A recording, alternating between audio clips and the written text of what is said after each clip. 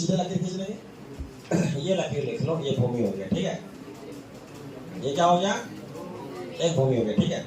तो क्या कह रहा है, क्या भूमि के एक बिंदु से 20 मीटर ऊंचे भवन, ये भवन मान लो, ये क्या हो गया, भवन, ठीक है। कहाँ पे, भूमि पे, और ये भूमि हो गया, ये क्या हो गया, भूमि, ठीक है। तो भूमि के एक बिंदु से 20 मीटर ऊंचे भवन के शिखर से, तो ये 20 मीटर हो गया भवन, ये क्या हो गया, भवन हो गया। कितना मीटर ऊंचा हो गया, 20 मीटर। तो 20 मीटर ऊंचे भवन के शिखर से भूमि के एक बिंदु से ओ गड़बड़ हो गया, आगे पढ़ रहे नहीं किया पूरा पढ़ लीजिए। भूमि के एक बिंदु से 20 मीटर ऊंचे भवन के शिखर पर लगे एक संचार मीनार, लगे एक संचार मीनार। तो मान लो पहले ये भूमि है, ठीक है, और इस भूमि पे ये क्या लिखा हुआ, भवन है, क्या है, भवन। अब भवन पे क्या लगा है, संचार मीनार, क्या लगा हुआ है, संचार मीनार, ठीक है। यहाँ पे एक मीनार लग गया, ये संचार वाला एंटीना ये लग गया, ठीक है। तो ये हो गया क्या, भवन, ये क्या हो गया, भवन, ये क्या हो गया, क्या हो गया, संचार क्या है, मीनार, ठीक है। अब भूमि, अब देखो भवन की ऊंचाई कितना दे दिया, यहाँ से आ तो यहाँ से आने कितना दे दिया, कितना दे दिया, 20 मीटर दे दिया, ठीक है। अब कह रहा है क्या कि 20 मीटर जब भवन के शिखर पर लगे एक संचार मीनार के तल और शिखर, तो तल मतलब ये हो गया और शिखर मतलब ये हो गया, ठीक है। तो भूमि के किसी बिंदु से कह रहा है, भूमि के किसी बिंदु से, ठीक है, शिखर पर लगे एक संचार मीनार के तल और शिखर के उन्नयन कोण क्रमशः 45 और 60 है। 45 और क्या है, 60। तो मान लेते ये वाला कोण हो गया तुम्हारा 45 डिग्री, और ये जो कोण हो गया यहाँ से यहाँ कितना हो गया, 60 डिग्री हो, कितना डिग्री हो गया, 60। तो क्या कह रहा है याद करने के लिए, बताओ, मीनार के ऊंचाई, ठीक है। यानी यहाँ से सीधा खींच लो, यहाँ से यहाँ तक ये कोण, और यहाँ से यहाँ तक क्या है, ये कोण, ठीक है। तो ये हो गया टोटल 45 डिग्री, और कितना हो गया, 60 डिग्री, ठीक है। तो अब क्या कह रहा है, मीनार की ऊंचाई कहती है, तो मीनार कौन है, ये ना, तो ये मान लो H, ये क्या मान लेंगे, H, अब मान लो A, ठीक है, और ये B, और ये C, और ये D मान लेते, ठीक है। अब हाल में क्या लिखेंगे, माना कि मीनार की, माना ये क्या, मीनार की, माना कि मीनार की ऊंचाई क्या मानोगे, ऊंचाई कितना है, माना कि मीनार की ऊंचाई x मीटर है, कितना मीटर है, x मीटर है, ठीक है। अरे x नहीं, h माने तो h, क्या माने, h मीटर, ठीक है। इसलिए आप कहाँ चलोगे, अब हम लोग को निकालना ये चीजें, ये निकालना है, ये भी निकालना है। तो एक बार हम इस ट्रायंगल में चलेंगे और एक बार इस ट्रायंगल में चलेंगे, दोनों में कॉमन आउट होगा CD, CD की हमें कोई जरूरत नहीं है। तो दोनों समीकरण में CD बराबर इक्वल कर देंगे, और फिर CD को कंपेयर कर देंगे, CD को क्या करेंगे, कंपेयर कर देंगे, और जो x का वैल्यू वो निकल जाएगा।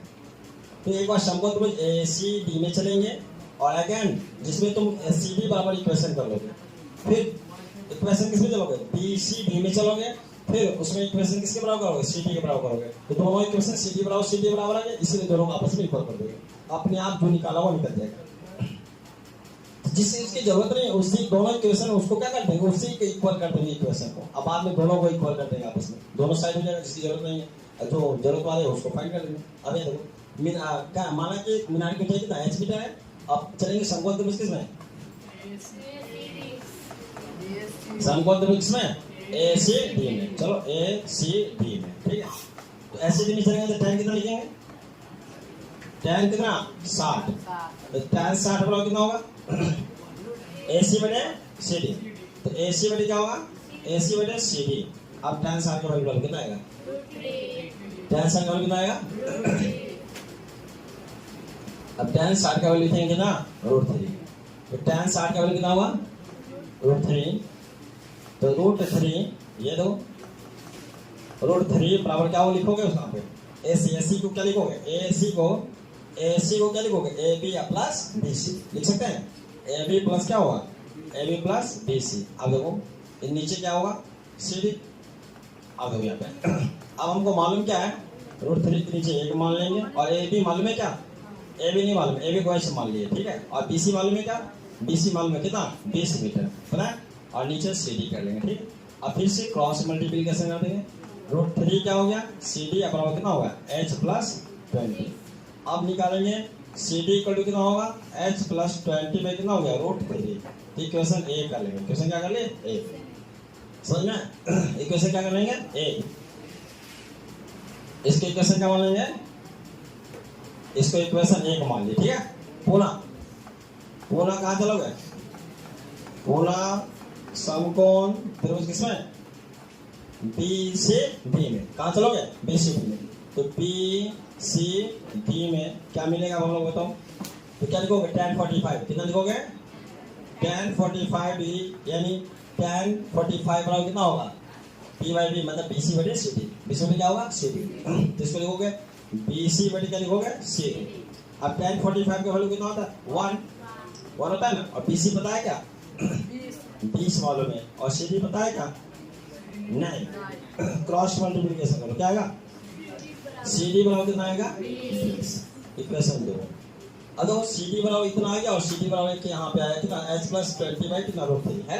अब एक और दूसरे क्या लिखोगे, एक और दूसरे क्या लिखोगे, एक और किससे, एक और दो से क्या लिखोगे बताओ, एक और दूसरे क्या लिखोगे।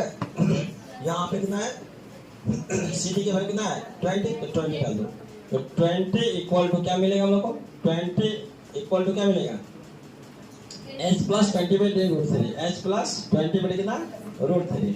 अब हम क्रॉस मल्टीप्लिकेशन कर लेंगे, इसे करेंगे तो कितना आएगा 20 √3 इक्वल टू h प्लस कितना 20। दिस सिंपल h बराबर क्या लिख सकते हैं हम लोग 20 √3 माइनस कितना 20 लिख सकते हैं ना। इसको इधर भेजेंगे तो 20 √3 माइनस 20 इक्वल टू h हो जाएगा। इसके बाद हम क्या करेंगे, यहाँ पे 20 कॉमन ले लेंगे, क्या आएगा √3 माइनस 1 आएगा।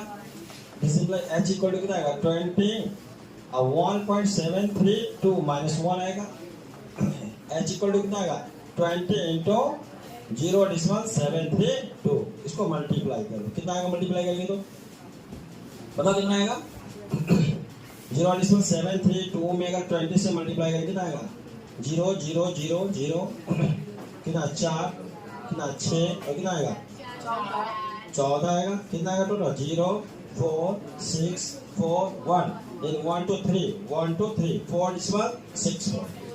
h इक्वल टू कितना आ गया 4 डिसिमल 6 4 मीटर। सॉरी हाँ 14 डिसिमल 6 4 मीटर। तो ये हो गया तुम्हारा किसकी ऊंचाई, मीनार की ऊंचाई। समझ में आया, समझ में आया कि नहीं आया।